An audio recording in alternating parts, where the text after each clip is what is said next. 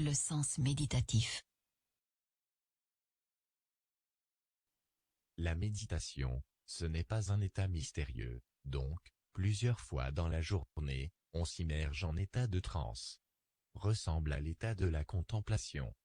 Là où, on pénètre pratiquement, dans notre monde intime. Tout en évoquant des sujets divers. C'est pertinemment identique, à la forme de l'état d'absence chez les méditants, car à vrai dire, ces derniers, parmi leurs objectifs, c'est, d'entrer, et naviguer dans l'univers intérieur par sa propre volonté, et pour un but précis. Certes, c'est un état de transe intermittent, et superficiel, alors chez les méditants, on décide la durée de transe, et la profondeur. En termes de réflexion méditatif, implique, qu'on médite plusieurs fois dans la journée. Réponse la question numéro 2. Ce quoi, le calme profond? Bien évidemment, suite de la pratique, on atteint le calme profond. Voici, la définition.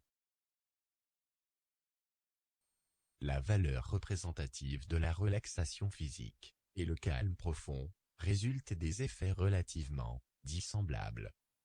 Pour en définir brièvement, c'est un ralentissement relatif au rythme mental de certaines pensées, et n'est nullement pertinent au repos physique. Or cette dernière influence positivement par l'état de calme. Mais, la question qui se pose, c'est quoi le rythme de pensée?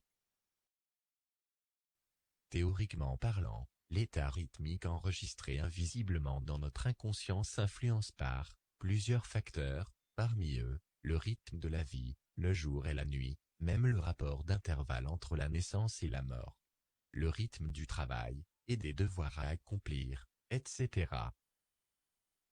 Peut-on même englober des ambitions en tant que planning tendant à réaliser, susceptibles de rentrer également dans le cadre potentiel à programmer. Toutefois, tous ces acteurs, parmi d'autres, réveillent en nous plusieurs chronométrages rythmiques, d'ordonner le cerveau d'augmenter progressivement la cadence, à la manière de réfléchir et réagir. Tout dépend bien évidemment l'individu et l'environnement où il vit. Notons que le cerveau capable de vivre en plusieurs rythmes. Mais le rythme normal ou agité est loin d'être de rythme de calme profond. Donc, pour atteindre la profondeur de soi, il faut bien ralentir ce rythme. Malgré, ce n'est pas si facile de changer une habitude rythmique chez l'homme. Pour cela, une pratique longue et lente est indispensable de freiner ses pensées rythmiques. Pour comprendre le processus, venons ajouter un coup d'œil sur la pratique.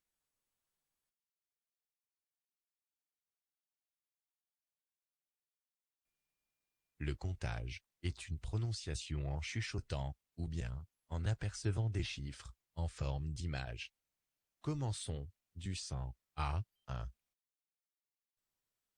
La vitesse de la prononciation pertinente à l'aspiration rythmique lente. Donc, à chaque expiration, ou bien inspiration, on crée l'image de chiffres en tête. Il est recommandé d'avoir les yeux focalisés vers un point au choix, comme une bougie, ou bien un point à l'horizon, de préférence en face, au même niveau, et non pas à l'extrémité des yeux. De même, cela ne nous empêche pas de pratiquer avec les yeux fermés parfois. Il est conseillé 20 ou 30 minutes journalières, laquelle est la durée habituelle. Bien évidemment, lorsqu'on débute dans la pratique, on reçoit au bout d'un moment de sentiments ennuyants, prévenant de l'intérieur, qui nous empêchent de continuer la pratique. Et encore, l'état aléatoire que l'individu ordinaire vit, rajoute plus d'encombrement sur le pratiquant. Cela est tout à fait normal, car le cerveau n'a jamais appris à ralentir la cadence habituelle et d'organiser les idées en tête. C'est la raison laquelle on reçoit des signes stimulants en tant que sentiment qui nous empêche la continuation de la pratique. Aussi, c'est la raison essentielle que la plupart s'éloignent de cette discipline, sauf l'individu avec un bon motif peut continuer. Celui qui cherche une technique d'exploiter les potentiels existants au fond de lui, ou bien celui qu'il se sent a des pouvoirs cachés quelque part au large mental. Enfin, pour savoir la mutation tangible à aboutir, suite de la pratique. La suite peut vous donner certaines satisfactions, comme des réponses. Question 3. Quels sont des avantages à aboutir de cette discipline? Notons dès le départ que l'état de calme profond est le seul point de départ vers la mutation mentale souhaitée, et même d'atteindre des dimensions rares, et encore méconnues pour l'homme. Voici certains potentiels ordinaires que le méditant peut aboutir. Le calme permettre de vivre dans la sérénité et la bonheur incomparable avec le confort matérialisme. Énorme amélioration au niveau d'apprentissage et la mémorisation, que l'âge ne pose pas un obstacle. Mutation au niveau de sentiment et la sensibilité, celle qui porte des secrets d'ouvrir plusieurs dimensions comme sentir la valeur des choses, sentir l'avenir, le passé et des personnes auteurs, etc. Renforcer le contact avec l'âme, une fois connaître le contexte exact. Bien évidemment, le pouvoir de profiter et sentir le présent à tout moment. Voici autres avantages sur la maîtrise psychique.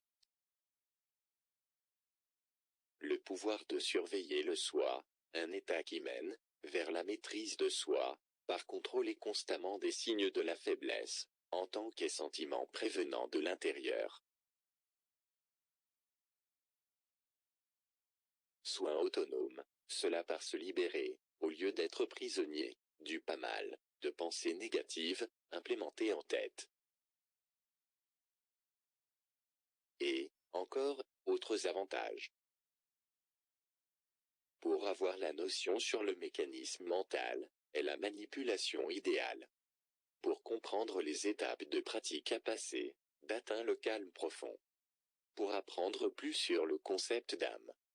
Pour savoir la pratique, et la manipulation des yeux. Pour avoir une idée globale sur le fonctionnement psychique par une étude plus détaillée. Pour savoir davantage à la manière de surveiller et maîtriser complètement la perturbation prévenant de l'intérieur de soi. Et encore, autres thèmes indispensables que l'homme a besoin de comprendre. Suivez-nous dans notre ouvrage, La voie et la méditation. Une étude latérale, en plusieurs angles, qui rajoute la notion sur l'intelligence d'homme d'aujourd'hui. De comprendre la limite de la puissance mentale, et de savoir le chemin exact d'aller loin vers la mutation psychique extraordinaire.